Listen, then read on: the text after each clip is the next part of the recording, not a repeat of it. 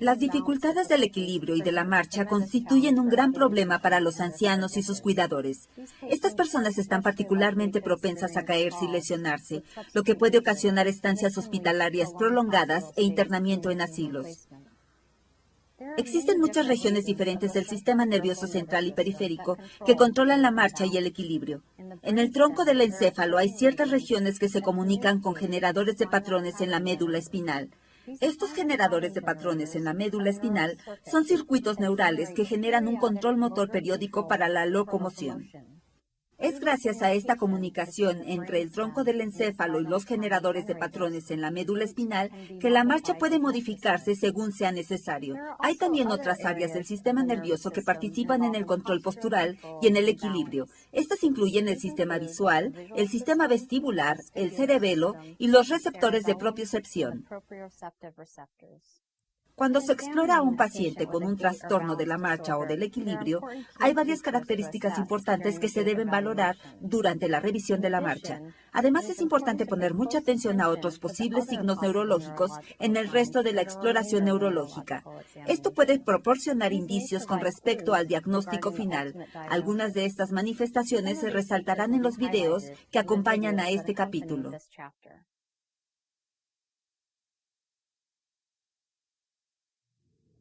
El parkinsonismo es una fuente común de disfunción de la marcha en adultos. Sin embargo, en vista de que en realidad la marcha del parkinsonismo ocurre en forma aislada, es importante revisar el síndrome de Parkinson en general. Este síndrome se caracteriza por temblor en reposo, bradicinesia o lentitud de movimientos, rigidez e inestabilidad postural. La causa más común del parkinsonismo es la enfermedad de Parkinson idiopática. Es el segundo trastorno neurodegenerativo más común después de la enfermedad de Alzheimer. Otras causas de parkinsonismo incluyen los síndromes típicos que incluyen atrofia de múltiples sistemas, parálisis supranuclear progresiva y síndrome corticobasal. Causas secundarias incluyen parkinsonismo vascular o parkinsonismo inducido por fármacos.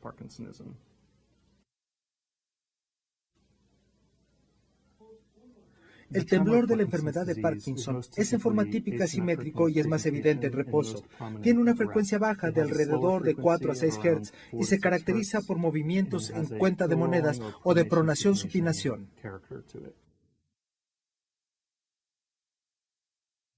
El paciente tiene enfermedad de Parkinson idiopática con predominio de temblor.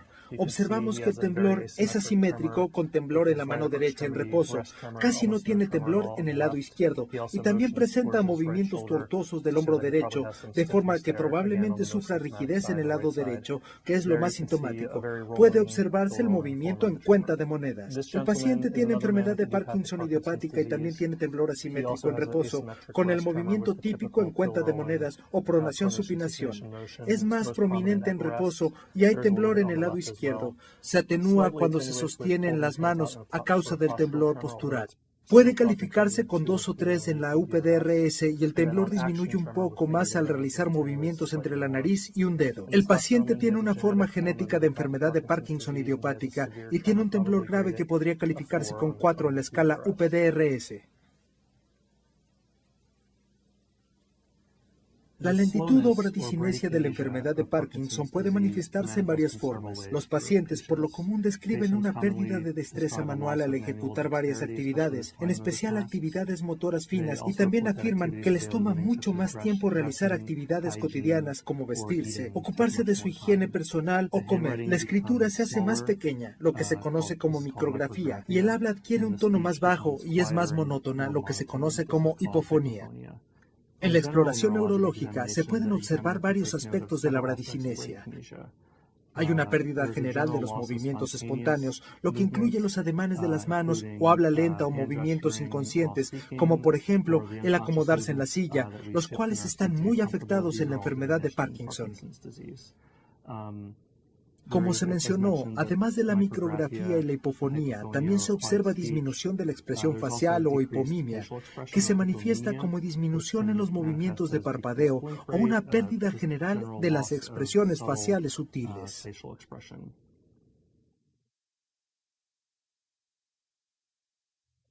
Presentamos 4 pacientes con enfermedad de Parkinson idiopática que muestran diferentes calificaciones en la UPDRS. Ella es normal en el lado derecho, se califica con 0. En la mano izquierda puede calificarse con 1, dado que la amplitud disminuyó un poco en cuanto a velocidad con el movimiento. Este paciente probablemente deba calificarse con 2 porque tiene algunas vacilaciones en estos movimientos rápidos repetitivos, en especial en la extremidad superior derecha.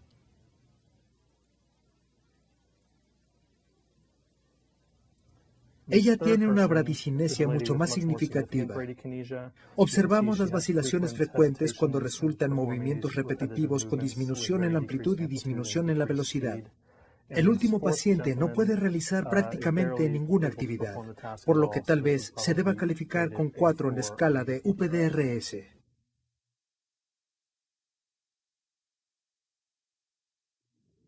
Los pacientes experimentan rigidez y cuando es más pronunciada puede ser incluso dolorosa. La rigidez es difícil de apreciar en forma visual, por lo que el médico la detecta por el incremento del tono o de la resistencia al estiramiento pasivo de los músculos estriados a través de una articulación. A diferencia de la espasticidad, este aumento del tono o de la resistencia abarca todo el arco de movimientos de la articulación. Es independiente de la velocidad con la que se estira el músculo y se le ha descrito como una rigidez en tubo de plomo. Como se mencionó, la rigidez es muy difícil de detectar en forma visual, pero como se puede ver en este caso, es tan grave que al médico no le es posible mover de modo pasivo las articulaciones de codos, muñecas y rodillas del paciente. Como sucede con casi todos los aspectos de la enfermedad de Parkinson, la disfunción de la marcha varía mucho de un paciente a otro. Esto no solo tiene que ver con la fase de la enfermedad temprana o avanzada, sino con una amplia variación clínica de un paciente a otro. Algunos enfermos tienen una forma con predominio del temblor, que tiene menos disfunción de la marcha en comparación con la forma rígida cinética, que se presenta en forma más temprana y se caracteriza por una disfunción más evidente de la marcha. Gait dysfunction.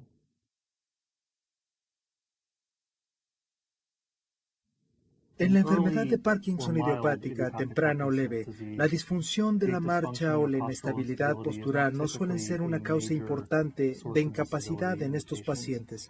Sin embargo, esta información clínica puede obtenerse por los datos que ofrece el paciente o por los signos que observa el examinador. Uno de los signos iniciales de la marcha parkinsoniana que se ve en la exploración física es la disminución del balanceo de los brazos. Al igual que las demás características de la enfermedad de Parkinson idiopática, suele ser asimétrico, por lo que un brazo se balancea de manera bastante normal y el otro tiene una disminución sutil de la amplitud de movimiento, o si es de mayor importancia, el paciente tiende a mantener el brazo flexionado, por lo general al nivel del codo. Uno de los signos tempranos de la marcha parkinsoniana es la clásica postura rígida, con el cuello y el tronco flexionados hacia adelante. Los pacientes también señalan que tienen problemas con los pasos, incluso en etapas tempranas de la enfermedad. Les cuesta trabajo que el pie alcance al otro cuando caminan en una curva o arrastran levemente un pie. Esto puede detectarse en la exploración porque dan pocos pasos en línea recta en comparación con los individuos sanos. También puede haber manifestaciones más significativas o incluso graves, como la marcha arrastrando los pies, que es clásica de la enfermedad de Parkinson, en la cual los pies se arrastran sobre el piso sin seguir una línea recta. El primer paciente tiene una marcha casi normal. Puede observarse temblor en reposo del brazo derecho. Sin embargo, sigue una línea recta en forma normal y el balanceo del brazo derecho también es normal. Su postura tiene una rigidez mínima. El segundo paciente tiene una postura más rígida y menos balanceo del brazo derecho. Sin embargo, balancea el brazo izquierdo y camina en línea recta en forma bastante normal. En la tercera paciente se observa disminución bilateral del balanceo de los brazos y una mayor disminución de la marcha en línea recta y se puede ver cómo gira en bloque. En esta última paciente ha disminuido de manera mucho más significativa el balanceo de los brazos y la marcha en línea recta, pero camina con poca dificultad.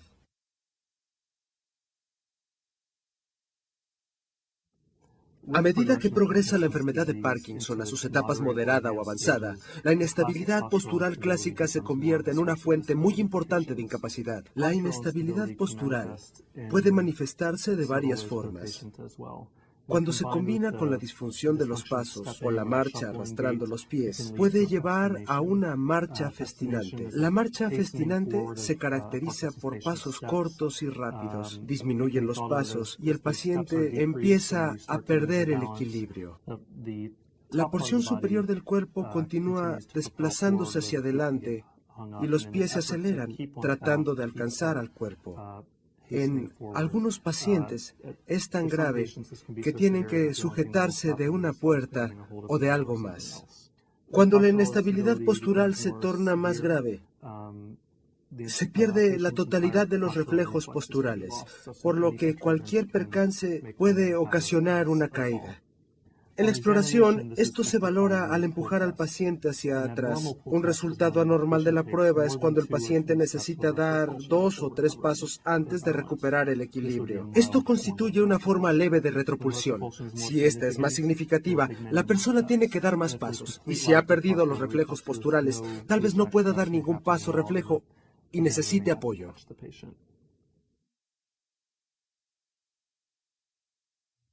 Estos 3 pacientes muestran una afectación más significativa de la marcha y todos ellos tienen enfermedad de Parkinson idiopática. El primer paciente probablemente es el más afectado. Se observa cómo se ha reducido la longitud de los pasos y el balanceo de los brazos está muy disminuido. También puede observarse que gira en bloque y permanece un poco inmóvil en su sitio antes de dar la vuelta. La longitud de los pasos se ha acortado y la marcha festinante le dificulta el desplazamiento. Por lo anterior, se le califica en 2 en la escala de UPDS.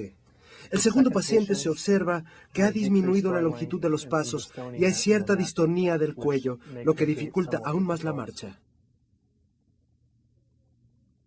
El tercer paciente muestra la respuesta que se puede obtener con los medicamentos, que se manifiesta en la marcha parkinsoniana. Primero se observa una postura rígida y luego, gracias a los medicamentos, mejora la longitud de los pasos. Sigue afectada la postura, aunque ha mejorado. Los 3 pacientes que se muestran a continuación tienen afectación grave de la marcha por parkinsonismo. La primera paciente tiene diagnóstico de atrofia de múltiples sistemas. Puede observarse la dificultad con la que se incorpora de la silla. Incluso necesita que se le impulse con las manos. No puede caminar sin la ayuda del bastón. Tiene muchas dificultades para dar los pasos.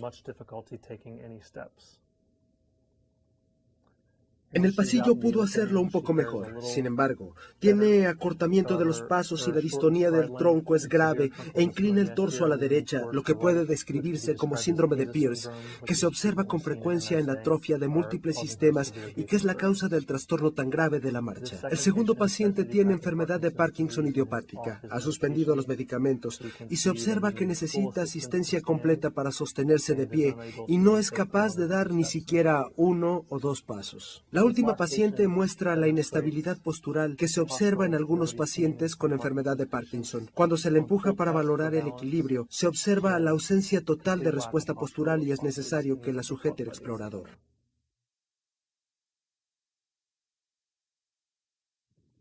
Otro aspecto particularmente incapacitante de la marcha parkinsoniana, en especial en etapas avanzadas, es el bloqueo de la marcha. El bloqueo de la marcha se define como la imposibilidad de dar pasos eficaces. Es la principal fuente de incapacidad para los individuos con enfermedad de Parkinson, no solo por la importante disminución de la movilidad, sino también porque los pone en riesgo de caerse. Los pacientes describen la sensación de tener los pies adheridos al piso. Otra parte muy difícil del bloqueo de la marcha es que es impredecible y dinámica. En realidad, llama la atención que un paciente con incapacidad grave por bloqueo de la marcha, cuando está en casa, tenga una marcha más normal o una marcha parkinsoniana más leve, sin episodios de bloqueo de la marcha, cuando está en el consultorio. Hay varios aspectos que pueden provocar el bloqueo de la marcha. Quizá el más común sea la vacilación para iniciar la marcha o la dificultad para hacerlo, de forma que cuando intenta iniciar la marcha, percibe como si los pies estuvieran adheridos al piso. Quizá enseguida, lo que más a menudo desencadena el bloqueo de la marcha es cuando se intenta girar el cuerpo. En la disfunción más leve de la marcha, esto puede describirse como girar en bloque, lo que significa que el paciente tiene que dar varios pasos para girar en vez de solo cambiar de dirección de los pies. Pero con el verdadero bloqueo de la marcha, cuando el paciente intenta girar, puede quedarse fijo en un sitio.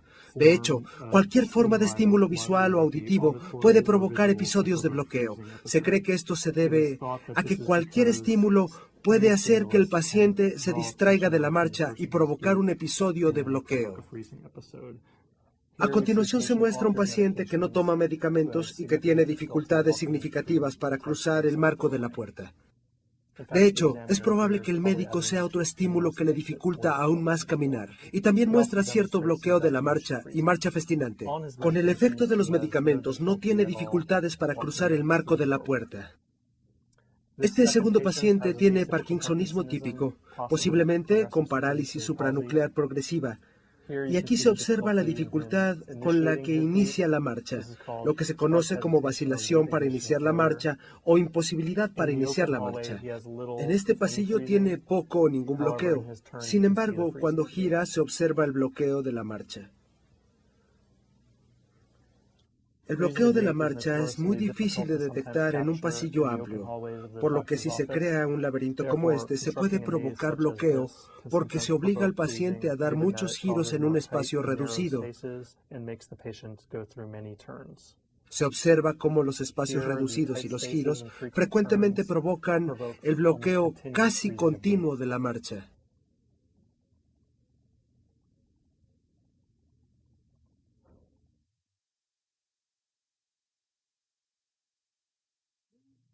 Ataxia es un término utilizado para describir la imposibilidad de realizar movimientos coordinados, así como la dificultad para mantener ciertas posturas. La ataxia puede afectar casi cualquier región del cuerpo: control motor ocular, extremidades, manos, pies, la marcha, la estabilidad del tronco.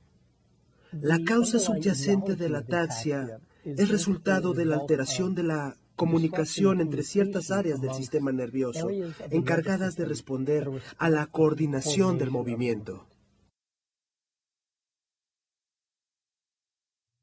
Los individuos con ataxia cerebelosa pueden mostrar diversos signos neurológicos. Algunos de estos incluyen movimientos oculares anormales, disartria, temblor de intención, disimetría, disdiadococinesia, inestabilidad postural y marcha anormal característica. Al revisar cada uno de estos, los movimientos anormales pueden incluir nistagmo o incapacidad para fijar la mirada con precisión. Por ejemplo, para valorar a un paciente por ataxia o problemas de los movimientos oculares, se le puede pedir que observe un objeto y que mire en forma alternada entre el objeto y el examinador. Cuando la persona alterna entre examinador y objeto, en lugar de dirigir los ojos directamente uno a otro, podría dirigirlos por encima o muy por debajo y luego regresar al objetivo deseado. Esto puede deberse a la ataxia o disfunción cerebelosa. Con respecto al temblor de intención, se trata de un temblor por movimientos voluntarios. Por ejemplo, cuando alguien intenta tocar la punta de un lápiz, la persona con temblor de intención podría tener más dificultades mientras más cerca esté del objeto. En la disimetría hay un cálculo incorrecto de la distancia. Puede ser disimetría ocular, que ya se describió, o cuando se realiza la prueba de dedo-nariz o talón-espinilla. Cuando se le pide a un paciente con disimetría que toque un objeto, errará el blanco. Y esto sucede con los brazos o las piernas. Este signo indica disfunción cerebelosa. La disdiadococinesia es la afectación de los movimientos alternados, como los movimientos de supinación-pronación o movimientos rápidos alternados en las manos. Una persona con disdiadococinesia por problemas cerebelosos a menudo tendrá movimientos irregulares. Un individuo con parkinsonismo podría realizarlos con gran lentitud, pero con regularidad, de forma que la irregularidad señala más bien un problema cerebeloso. Una característica de la marcha en los trastornos cerebelosos es que a menudo son de base amplia, con pasos desiguales, y puede haber desviación lateral o desviación de un lado a otro, básicamente con incapacidad para mantener una marcha en línea recta y también con alteración en el patrón de inicio y finalización de la marcha. Por último, la inestabilidad postural a menudo causa dificultades cuando el paciente intenta caminar en tándem, es decir, alineando el talón y los dedos con un pie tras otro, y la inestabilidad del tronco podría ser evidente cuando trata de mantener el equilibrio de pie o cuando está sentado. Las causas de la ataxia cerebelosa incluyen una amplia variedad de trastornos neurológicos. Cuando se valora a un paciente con ataxia cerebelosa, el médico debe considerar varias causas diferentes para la causa subyacente, algunas de las cuales pueden incluir apoplejía, traumatismos, tumores y presencia de sustancias exógenas como alcohol, antiepilépticos, otro tipo de medicamentos o drogas recreativas, así como enfermedades neurodegenerativas que son diferentes entre niños y adultos. Podrían considerarse enfermedades como atrofia de múltiples sistemas, enfermedad de Creutzfeldt-Jakob o enfermedad de Huntington, mientras que en los niños deben considerarse varios trastornos del desarrollo como ataxia, telangiectasia o neuroacantosidosis. Muchos trastornos neurodegenerativos pueden ocasionar ataxia cerebelosa.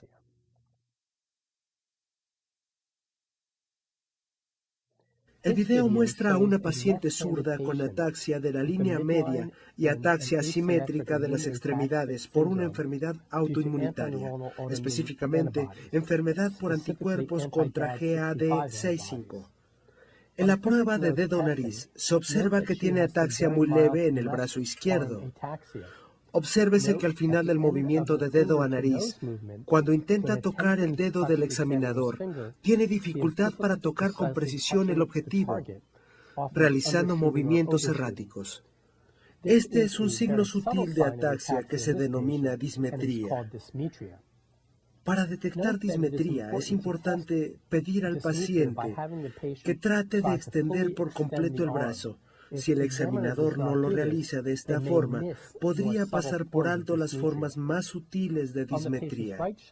En el lado derecho del paciente se observa una ataxia más pronunciada que se hace más evidente con los movimientos y que empeora conforme se acerca al dedo del examinador. Esto sugiere que la disfunción es más del lado derecho que del hemisferio cerebeloso izquierdo.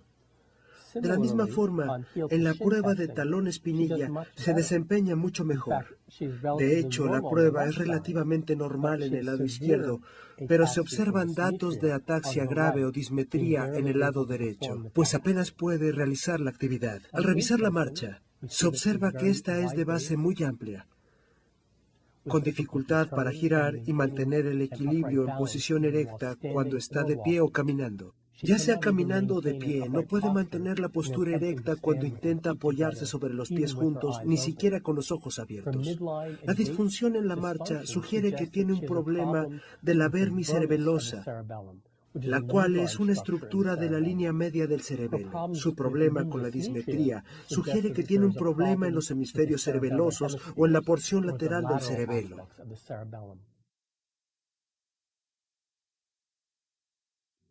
Los trastornos psicógenos de la marcha, al igual que los trastornos psicógenos del movimiento en general, pueden plantear diversos tipos de dificultades, desde la valoración y el diagnóstico hasta el tratamiento.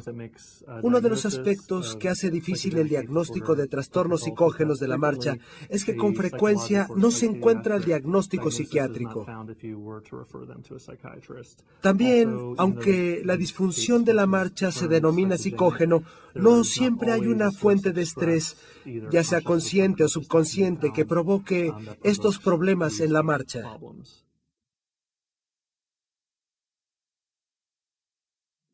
Sin embargo, existen algunos principios que pueden ayudar a determinar si la disfunción de la marcha tiene una causa psicógena. Uno de estos, quizá el más importante, es el patrón de marcha que no coincide con trastornos específicos de movimiento conocidos y que no parecen especial parkinsoniano o de otra clase, y no existe correlación clínica o fisiológica, no es una marcha atáxica clásica. Otro aspecto es si existen inconsistencias en la forma en que se presenta la disfunción de la marcha. Si hay amplias variaciones en términos de su gravedad o si varía de formas muy graves a muy leves, en especial si tiene naturaleza episódica, en la cual en ocasiones el individuo puede caminar completamente normal y en otras hay una afectación completa de la marcha, lo que no suele observarse, al menos en los trastornos del movimiento. Otro aspecto es si existe remisión completa de la disfunción de la marcha por días o semanas,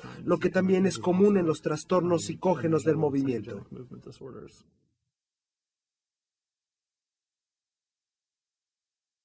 El paciente muestra varias características de marcha psicógena. El primer aspecto que debe conocerse es que la fenomenología de la marcha por sí misma no corresponde a ningún patrón particular de diagnóstico neurológico conocido. Además, obsérvense los movimientos anómalos de los brazos con un balanceo arrítmico y los movimientos rápidos de las piernas a cada paso. Por último, en conjunto todos estos movimientos son en realidad de tipo acrobático y exigen mayor equilibrio que una marcha normal.